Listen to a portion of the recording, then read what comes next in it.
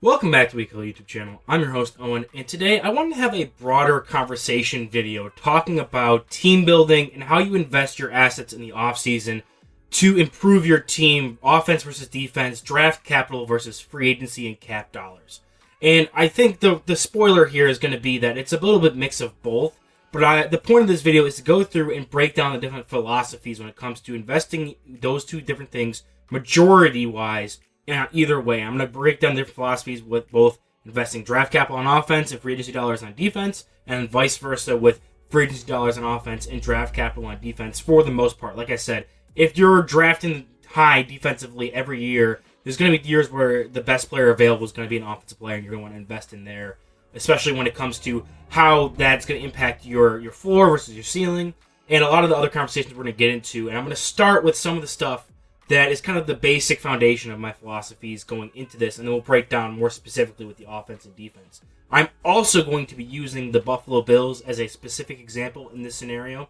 Not only is it that I'm most familiar with that team, but I think the position the team is in right now, both offensively and defensively with their roster, opens up a good conversation for how this kind of impacts a team specifically. And if this succeeds and does really well, I'd love to go and do a more of an in-depth breakdown on how other teams like the Bengals or the Steelers are in much different circumstances than the Bills are right now, and what they should be doing when it comes to investing their draft capital versus their money for free agents or their own re-signings moving forward to the future on either side of the ball.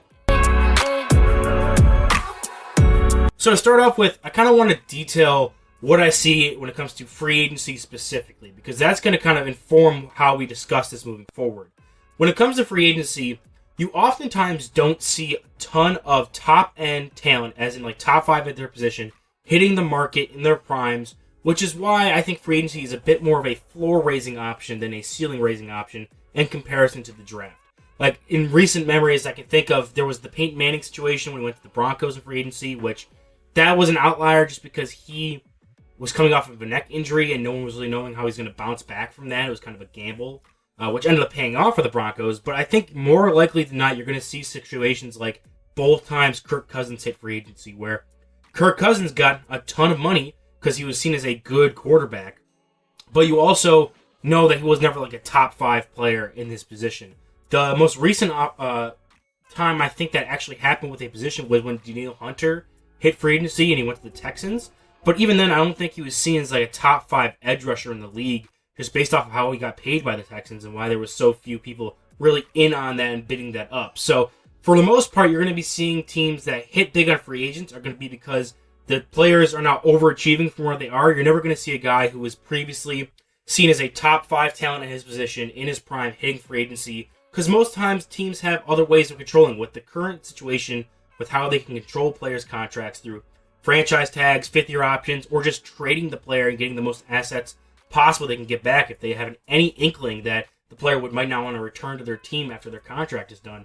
You'll never really see a team let a player just walk free agency when they are that valuable at that position group. So for me, free agency is going to be a lot more of better players or solid veterans who are more confirmed commodities. You know what you're getting with them. There's not a ton of upward mobility. When you do get some of that, it is a bonus, but for most times you're going to be seeing them like how the Patriots did this past offseason, where they spend $100 million plus in cap space on free agents to up the floor of their roster and allow the draft picks they just select to bring that ceiling up. So that's kind of the modus operandi, or the idea of what I'm going into with these different breakdowns of philosophy are in my base of knowledge for those two different types of investments. And when it comes to the draft, it is a ceiling raiser, but there are also later round picks, and you can get more in depth with that with, your higher draft capital versus your day 3 picks, and where you're going to get guys who are more high floor players versus higher ceiling. But in general, I think there is always going to be an unknown factor with draft picks that gives them more of a ceiling than, say, some other free agents that you kind of already know what they are as pros in the NFL. So let's break down why I think the Buffalo Bills are a good kind of case study for this conversation with these philosophies. Right now, the Buffalo Bills, and I'm speaking for most, if not all fans, are kind of disappointing on both sides of the ball from a week-to-week basis. Obviously, you have Josh Allen being there and being this kind of stud quarterback, arguably the best quarterback in the league, and as well as having a strong run game, but you're really lacking that kind of dynamic ability from your wide receivers. The offensive line hasn't held up as well as they have this year, and the running game can't go like dead silent for some games. So there are some offensive failings on top of the success they have, and the same can be said for the defense, where the defense has not lived up to a typical Sean McDermott standard. However, they both achieved that through different means. With the Bills' offense, it was because they had investments there that ended up failing, especially draft picks like Keon Coleman. There's also offensive line draft picks like Cedric Van Pran-Granger, who haven't been able to crack a lineup yet, Tylen Grable. These different players that have yet to emerge as like stealing away starting spots from these veterans that hasn't really raised the roof on this offense specifically. And whether it's also injuries and stuff like Dalton Kincaid, the upside investments they made on offense haven't been working. Now, opposed to that, on defense, we're still seeing them not live up to what Bills fans would want them to be, but it's more so because of age and decline when it comes to like Tre'Davious White, Teron Johnson, Jordan Poyer is a starting safety for this team. Daquan Jones. You're seeing a ton of guys out there. Matt Milano, another one. As age and regression start to happen to these players, that's why that side of the ball is not performing as well. And I think a really big impact to this conversation is based on two things: your coaching staff and your quarterback. Whether or not, and that's why I think I like picking specific teams for this, is because now the Buffalo Bills have a very defensive-minded coaching staff, especially at head coach. I don't think Sean McDermott is a big kind of X's and O's guy, more of a CEO type coach, but he's always shown the ability to bring guys in and take over as good coordinators. But for him, he's going to have that more defensive-minded focus that is his background. But they also have a quarterback that can kind of be a truck on offense and pull along some lesser talent. When you invest your free agency dollars in your defense and then draft for higher upside on offense. Now, I can understand why this philosophy works for some teams, especially for teams that don't have that great of a quarterback, don't have the elite quarterback there. Because if you're going to be just trying to add floor-raising players in your offense, you're never going to get the Jamar Chases, the T. Higgins, the Justin Jeffersons of the world without investing high-value capital into positions like wide receiver. Sometimes running back, even if you don't land a high-value guy, you're not going to get a top 5 back without investing a high-round pick. Look at the current top backs in the league: Jahmyr Gibbs, Bijan Robinson, Saquon Barkley. Those guys are all top half of the first-round draft picks. So there is value to adding these high, super talented, ceiling raiser players in the draft class, especially if you have a young quarterback, maybe not a super elite quarterback that can be a truck. They're more of a trailer where they need to have talent around them, pull them to be the best version of themselves, and then maybe you'll be able to get a Super Bowl winning offense out of that without having to invest and get lucky into getting a top 5 consistent quarterback like some of these other teams are. Now, on the flip side, you then are raising your defense's floor by investing your free agency dollars there. And it is a bit of a plus, especially on the defensive side. Outside of like corner and edge rusher, a lot of the positions on defense have been lesser valued than those on offense. You're seeing a lot more free agency dollars get skyrocketed for quarterbacks, wide receivers, interior offensive line, offensive tackles. Almost every single position outside of like tight end and running back on the offensive side, you need to pay big bucks to bring back elite players or to sign good starters in free agency. Whereas on defense, linebacker, safety, and even sometimes D tackles, especially with their specific roles, are on the lower end of the spectrum when it comes to top end contract money. So if you're going to invest your dollars and get the most efficient dollar per paid to player, going and paying your defensive players as opposed to paying for offensive players could be better. Now, if you do that thing, and I don't think this philosophy works for the Buffalo Bills specifically, is that their circumstance with John McDermott being a defensive head coach and them having Josh Allen as an offensive, juggernaut, I think it works better with the other philosophy, which we'll talk about right now. The other philosophy is drafting higher value draft picks on your defensive side and investing high floor raising players on your offensive side. Now, you might think they don't have a top end receiver, they have James Cook, but like their offensive line's going to struggle. Why would the Bills want to invest floor-raising players on offense as opposed to try to get some elite talent on the offensive side to help Josh Allen out and then allow Sean McDermott just to have a passable defense because that's what he does? Like I said earlier, I don't think Sean McDermott is this X's and O's guru type coach. I think with other players or other coaches and other teams, like with Mike Macdonald in Seattle or some of the other prime defensive head coaches, you could make the argument that option 1 is better because they can get the most out of other players. But up to this point, Josh Allen, the offense, which is a run-heavy offense, If you add floor-raising wide receivers that can get separation, make $15 to $20 million a year, that can be extra raised up by Josh Allen and that rushing offense on top of whatever you can do schematically for those receivers with Joe Brady or whoever they bring in as their next offense coordinator once he leaves. Meanwhile, on defense, we're seeing the age really impact these high-value positions like the linebackers, cornerbacks, and the D-line, especially for the Buffalo Bills. They've constantly invested into Band-Aid veterans at the opposite edge, opposite Greg Rousseau, who's more of a number 2, if anything. The linebackers have always been undersized, and I think for them, when it comes to raising the ceiling of their team, getting in these like freaky athletes on defense that you're going to be able to have to get with your top-end draft capital, those ceiling-raising picks, you're going to need to bring those kind of guys in to allow your defense to become more of a dominant unit, because the only thing that's going to allow you to win games is if you can have a more balanced attack. The offense has elite freaky talent in Josh Allen. James Cook is a really good back.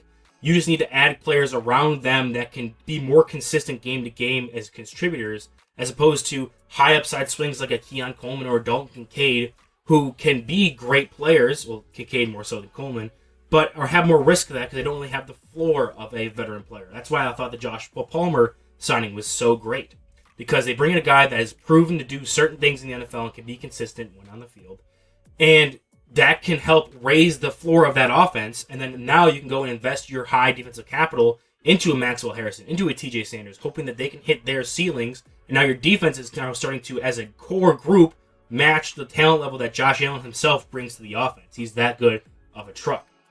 And that's why I think this conversation changes when you frame it away from the Bills or other teams, and why looking at specific teams will be better for this scenario moving forward with other videos.